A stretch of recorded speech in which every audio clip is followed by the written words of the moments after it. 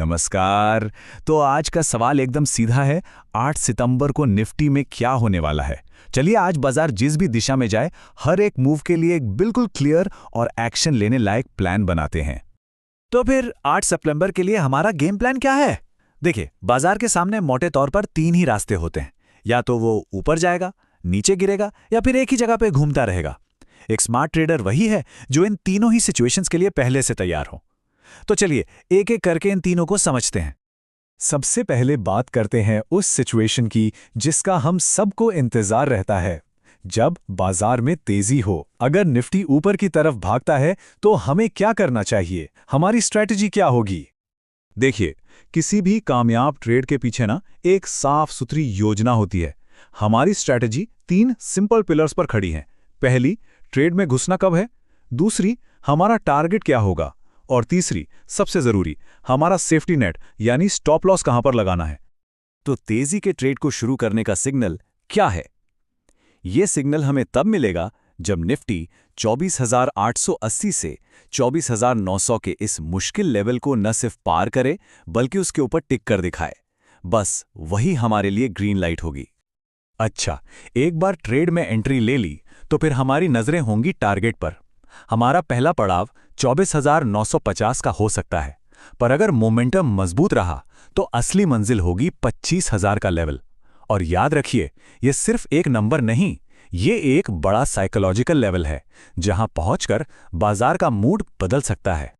Profit कमाने से भी ज्यादा जरूरी है अपने कैपिटल को बचाना। तो हमारा सुरक्षा कवच यानी कि स्टॉप लॉस 24,820 के ठीक नीचे होना चाहिए। समझ लीजिए, ये हमारी लक्ष्मण रेखा है। इसके नीचे जाते ही तेजी वाला हमारा व्यू खत्म हो जाएगा और ट्रेड से बाहर निकलना ही सबसे समझदारी का काम होगा। ठीक है, ये तो हुई ऊपर जाने की बात, लेकिन बाजार हमेशा हमारी उम्मीदों पर खरा नहीं उतरता। अगर बाजार में कमजोरी आती है और वो नीचे फिसलना शुरू होता है तो उसके लिए भी हमारा प्लान एकदम रेडी होना चाहिए। यहां भी हमारा तरीका वही रहेगा, बिल्कुल डिसिप्लिन्ड, सही शर्त पर एंट्री, एकदम क्लियर टारगेट और एक मजबूत सेफ्टी नेट। तो मंदी के ट्रेड का ट्रिगर पॉइंट क्या है? ये तब एक्टिवेट होगा जब निफ्टी 24,780 से 24,800 के अपने अहम सपोर्ट जोन को मजबूती से तोड़ दे। बस यही हमारे लिए बिकवाली का सिग्नल होगा। अगर गिरावट शुरू होती है तो हमें पहला स्टॉप 24,740 पर देखने को मिल सकता है। लेकिन अगर बेचने वालों का दबाव बना रहा तो निफ्टी 24,700 के लेवल तक भी फिसल सकता है, जो कि एक काफी इंपॉर्टेंट सपोर्ट लेवल है। इस गिरावट वाले ट्रेड में अपनी सेफ्टी के लिए स्टॉप लॉस को 24,860 के लेवल के ऊपर रखना बहुत जरूरी है।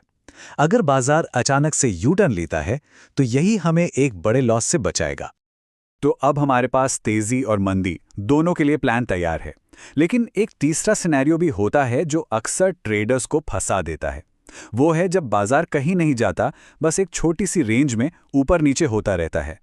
इसे हम आज का वेट एंड वॉच जोन कह सकते हैं। अगर निफ्टी 24,800 के सपोर्ट और 24,880 के रेजिस्टेंस के बीच में ही फंसा रह जाता है तो किसी बड़े मूव की उम्मीद करना बेवकूफ़ी होगी। इस जोन में धैर्य रखना ही सबसे अच्छी स्ट्रैटेजी है। तो फिर इस छोटी सी रेंज में क्या किया जाए?